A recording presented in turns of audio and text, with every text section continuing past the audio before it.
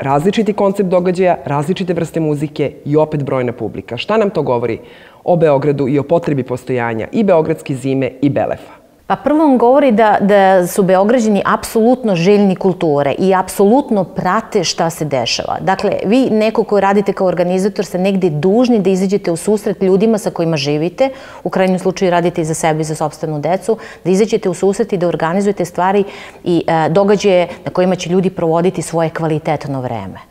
Pitanje je da li Belef treba da opstane kao jedan glavni gradski letnji festival, apsolutno da, daćemo podršku da taj budžet bude veći, da ga osmislimo da ima možda još atraktivnije izvođače, ako je to moguće. I što se tiče Beogradske zime, ona je apsolutno pokazala da je to trend, mislim, to je manifestacioni turizam, da je to trend prosto koji prate svi glavni gradovi sveta, nema razloga da Beograd zaostaje u tome.